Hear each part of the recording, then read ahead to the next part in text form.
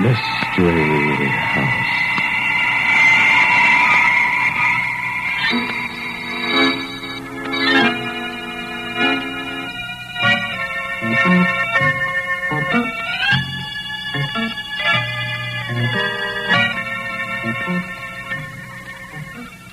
Mystery House, that strange publishing firm owned by Dan and Barbara Glenn, where each new novel is acted out by the Mystery House staff before it is accepted for publication.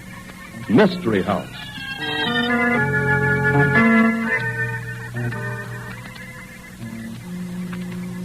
I understand I'm going to be doing a very sinister character in tonight's Mystery House story, Barbie. You can say that again. Gives me the creeps.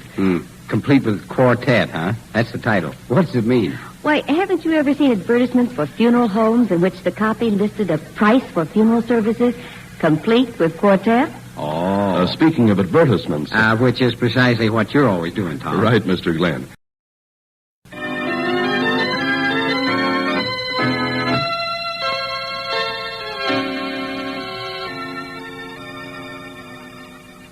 Okay, places, everybody. Set the scene, Tom. Complete with Quartet. The scene opens in the reception room of the Renfron Funeral Home. Mr. Renfron, a polished, suave gentleman, has just come in and is greeting the nightman, Harry Canby, who doesn't look too wide awake. Well, did I wake you up, perhaps, Harry? No, boss. I've been awake all the time. You know, some night I will stay on the night shift just to see whether it's possible for you to look any more wide awake in the small hours of blackness than you do in the morning. Any, business, Harry? Joe Graven brought in one of his boys. Got hit with an automobile. Hit with an automobile? Yeah. No doubt. Any, bullet wounds we must take care of on the corpse? No, this guy was really hit by a car. Straight goods, he says. Straight goods. That would be a refreshing novelty. I suppose, Joe wanted the special funeral? The works, he says, even including the Quartet. An excellent customer, Mr. Graben. I wish we had a few more like him, buying in quantity. The body is in the receiving room? Sure. You told me never to monkey with any of Graben's stiffs. Yes, I know. They sometimes require the delicate craftsmanship of a master. Well, let's take a look at this one. It's all right for me to go back with you? Betty ain't here to take over the switchboard yet. She is a little too late too often. Oh, well, I doubt that Joe Graben's working this early in the morning. There will be no calls. Come along. In the receiving room, you said? Yes? Yeah.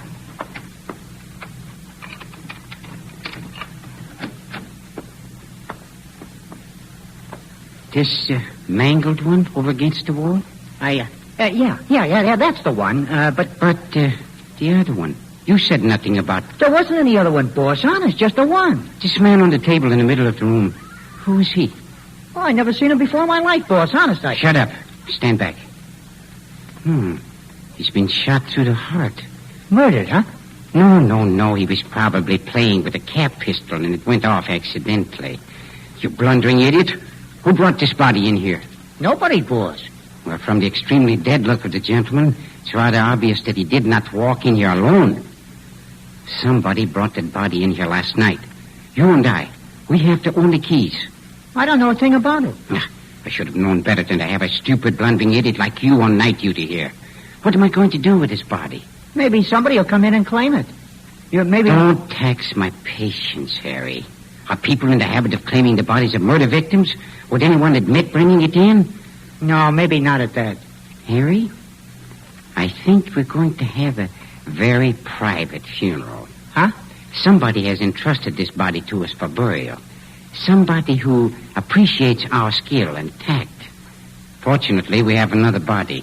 Oh, I don't get you, boss. A grave will have to be prepared for the other body. The funeral for Joe Graben's boy will not be until tomorrow. Tonight, we bury the stranger beneath the grave that Joe Graben's late friend will occupy tomorrow. Well, what good will that do? You mean saving the price of a cemetery lot? You moron. I mean that nobody would ever think of looking for a murdered man's body in the graveyard, particularly if the body is beneath another coffin. When they find one coffin in the grave, they look no further.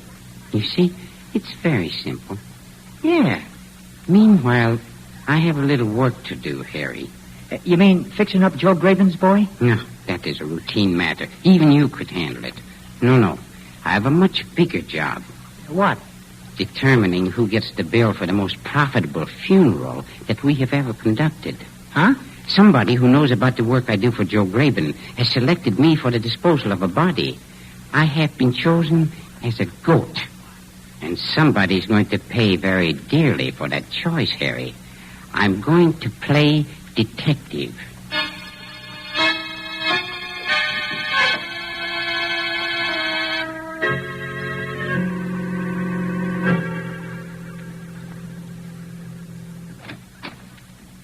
I told the boy at the desk to tell you I wouldn't see you. I don't know you. Carl Renfron is the name.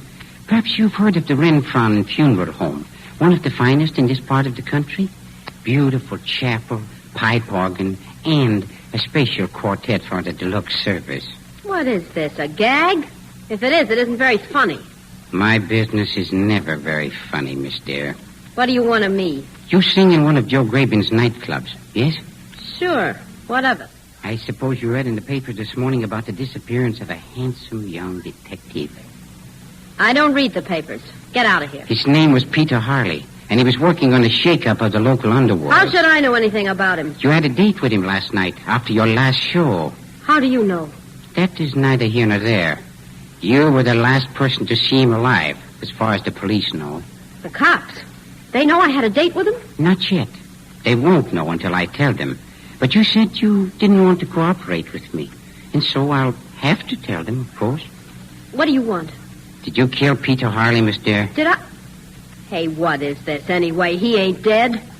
I would make a substantial wager on that. But you don't think I killed him? I had a date with the guy. If you will pardon my saying so, that hardly eliminates you as a murder suspect. Don't tell me you were madly in love with him. Your kind doesn't fall in love with anything except cash.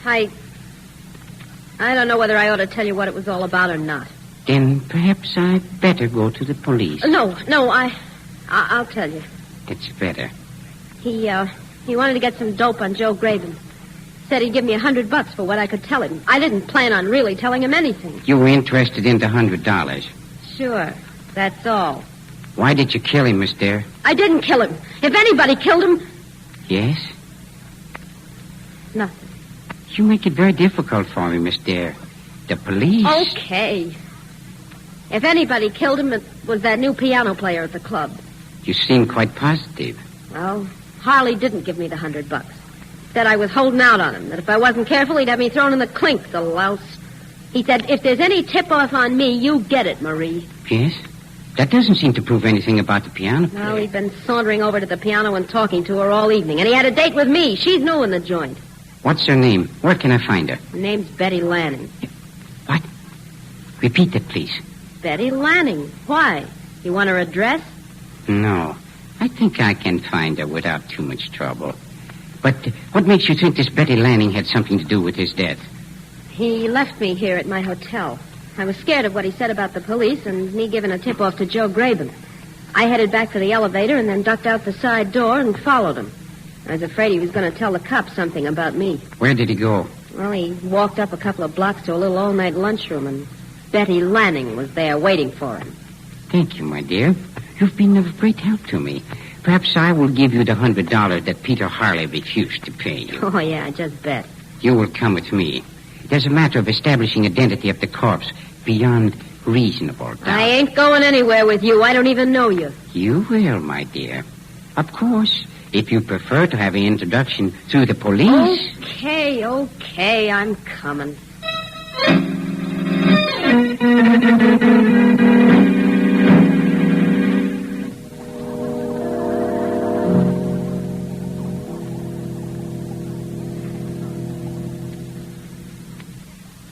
Say, you got a real fancy place here. Yes, the classic beauty of Grecian architecture soothes the nerves of the bereaved. Right this way, my dear. Mr. Graven's been calling you about the body he... Oh? Surprised to see a fellow employee from the nightclub, Betty? Hey, wait a minute. You're the new piano player in the club. How come you're over... You must be mistaken. I work here. Oh, no, I ain't mistaken. You play the piano. I'm afraid bluffing won't do you much good, Betty. And I want to apologize to you. Apologize? For what? Well, I thought you were rather lazy and shiftless the way you've been coming in late in the mornings, and here I discover you're holding down both a day and a night job. Rather admirable. I don't know what you're talking about. Oh, don't deny it, my dear. I would be rather proud if I were you. Won't you show Miss Dare back to the receiving room, Betty? Miss Dare? But why? She wants to identify a friend. All right, but I don't have any key. I have. And I'm going with you. This way, Miss Dare.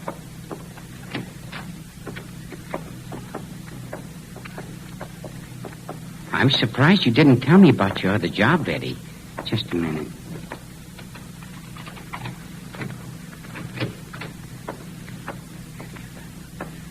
Show her the body, Betty. It's this one over here that she's interested in. Well, all right. Oh, Pete. Pete Harley. What have you done to him? You murderer. Ah, so you knew the man, too. You and Miss Dare both. You killed him. You'll never get away with this. I did not kill the man, but I really can't let you run around screaming that I did. You've been working for me and working for Joe Graben. I wonder who else you're working for. What do you mean? I wonder if perhaps you might not be a spy. I wonder if you might not have put this man's body in here. You're insane. A man should know his employees better, Miss Lanning. I really think it's time for us to have a heart-to-heart talk. I've nothing to say to you. I have an idea you'll change your mind about that. Although, actually, I'd just as soon you didn't. You'd make such a beautiful corpse. You wouldn't dare kill me. Hey, this is where I leave. I'm sorry, Miss Dare. I'll have to insist that you stay. Has Harry left yet, Miss Lanning? No, he was cleaning the chapel. Oh, fine. I was afraid he might have gone. And he does so want some experience in embalming.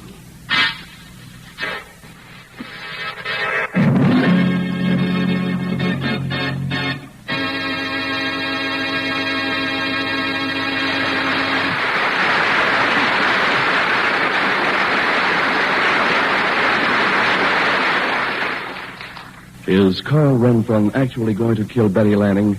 And who killed Peter Harley, the detective? Why was his body left in the Renfron funeral home? We'll find out in the second act of tonight's story.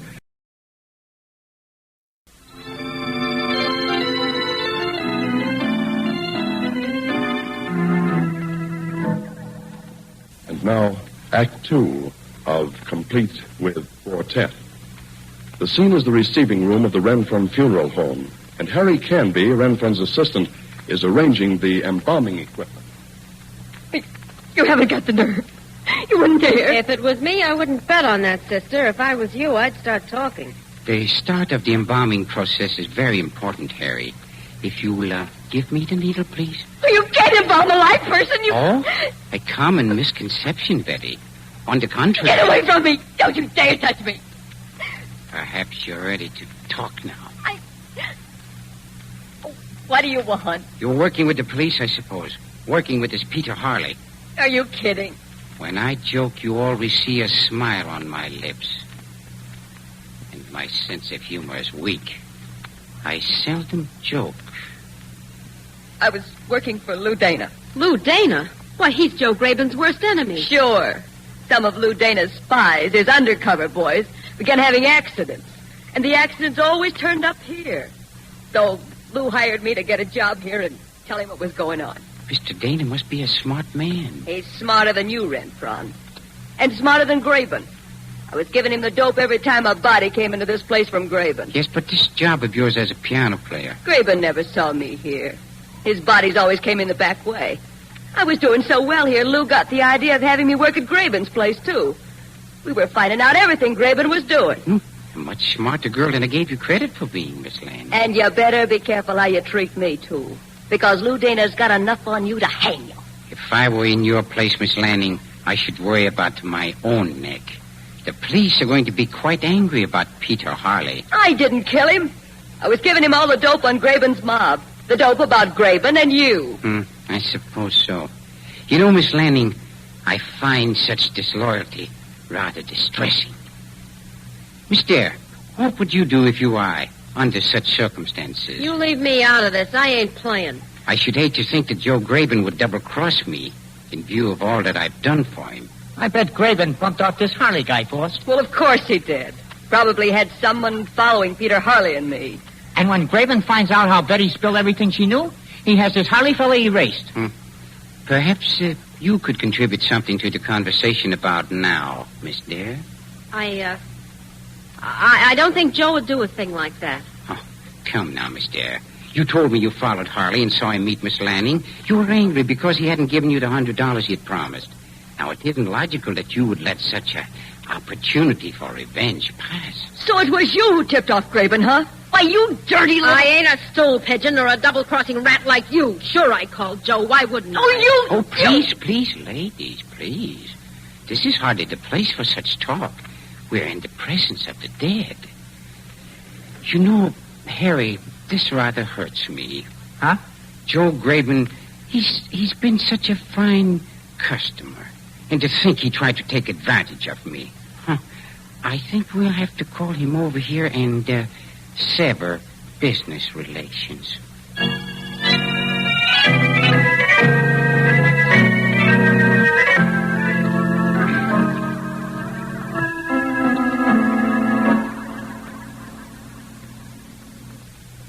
What's the matter, Renfern? Cops making a fuss about the guy I brung in last night? Which one, Mr. Graben? What do you mean, which one? Oh, really, Mr. Graben, you hurt me deeply. I've always endeavored to give you the finest service. Funerals worthy of much finer people than those that you have brought to me. Everything has always been conducted on the highest plane, with the finest music, the most excellent caskets, beautiful flowers. Okay, quit selling me. I ain't kicking. I've paid you plenty, too. And never beefed on the prices. What's wrong with you? If you wanted a free funeral for one of your victims, why didn't you ask me? I don't like deceit and trickery, Mr. Graben. You're off your nut. I don't know what you're talking about. This extra corpse you slipped in here last night, Mr. Graben. Are you crazy? I brought in one. Harry's seen me. I told him all about it.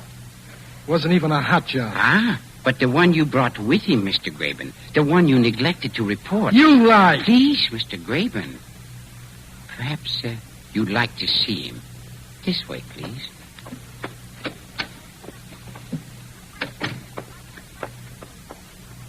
I don't know nothing about it.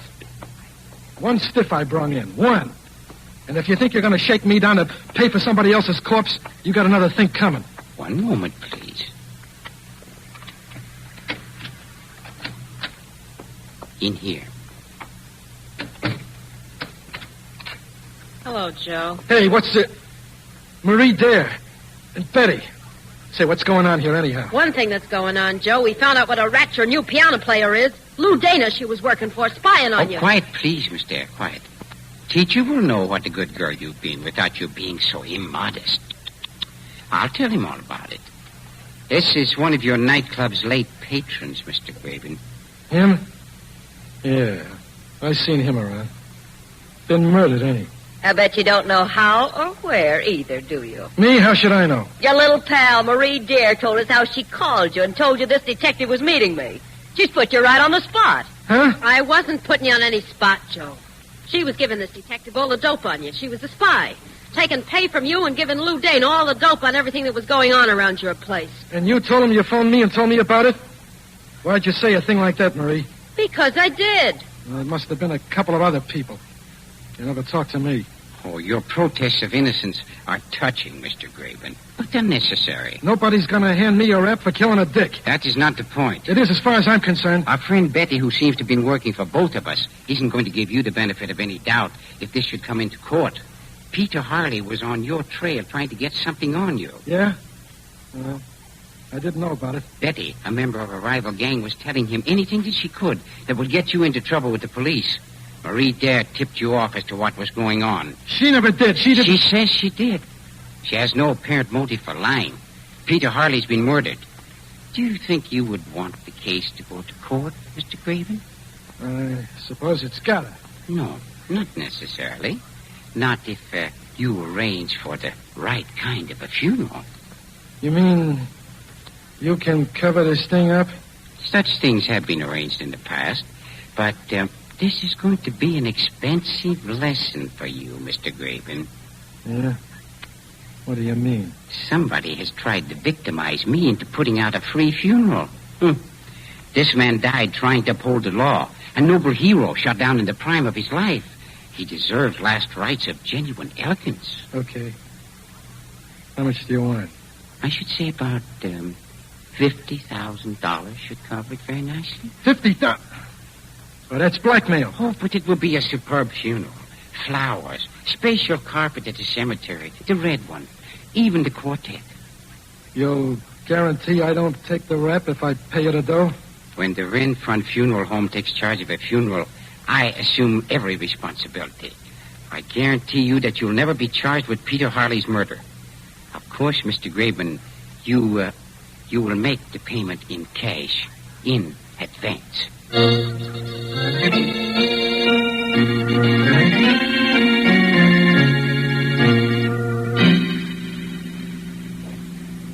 Okay, you got your dough. I guess I can go now. Have you finished counting the money, Harry? Yeah, $50,000. It's okay. I ain't gonna forget the way you shook me down, Mr. Renfron. No, I don't suppose you will. Give me the money, Harry. Yeah, here you are, boss. Thank you, Harry. Oh, by the way, I'm afraid I'll have to dispense with your services. Huh? I mean, you're fired. But I ain't done anything, boss. I could hardly have a murderer working for me, Harry. Particularly such a stupid murderer. What do you mean? Listen, I ain't murdered anybody. Hey, what gives? What's this all about anyway? Peter Harley came here last night and asked to see the body that was in the receiving room. He showed his police credentials, I imagine, and demanded to see it. No, he wasn't here. You took him back to the receiving room. You were panic-stricken because you thought you would be in trouble, that you would be implicated in the work we've been doing for Joe Graven. You're making this up. You've been receiving most of Mr. Graven's cases at night. You thought you'd be in it up to your neck. So, you shot the detective. You killed him yourself. Hardly. Peter Harley and I were working together. You and Harley?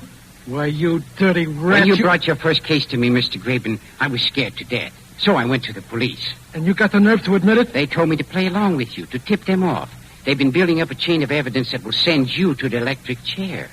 Thanks to me. And you've been collecting from Joe Graben all the time? Naturally, my dear. Even the gangster dead must have burial. I didn't kill Harley, I tell you. You did it yourself. You have a key, too. Yes? Try telling that to the police, Harry. I'm afraid you'll irritate them. You see, Harry, they tipped me off a long time ago that you were one of Graben's boys. That you came to work for me because Graben had decided I was to be his undertaker. Then I'll confess that Graben told me to shoot Harley. Yeah. Why, you louse. Try to ring me in on your mistake, will you? You told me to do it. I'll stick to that. Unless you get me out of here. I can do that, all right. This gun'll do the trick. Joe, you ain't gonna shoot us. I ought to shoot Renfron, taking my dough and then tipping off the cops, shaking me down for $50,000. Come on, we gotta get out of here, Joe. You sap. Okay, come on. I got a key, Joe. We'll leave Renfron and the dames locked in here. Let them try to explain Peter Harley's body. Yeah. Oh, fine spot you got us in now. When the cop comes... My dear, I don't believe you realize how lucky you are that Joe Graben didn't shoot you. Really, I don't. If I weren't a law-abiding citizen, I would be tempted to do it myself. You played unfair with me, too, you know. Hey, what's that? The police. I had the place literally honeycombed with them. Oh, my, I hope the bullets didn't hit any of my precious objects dart.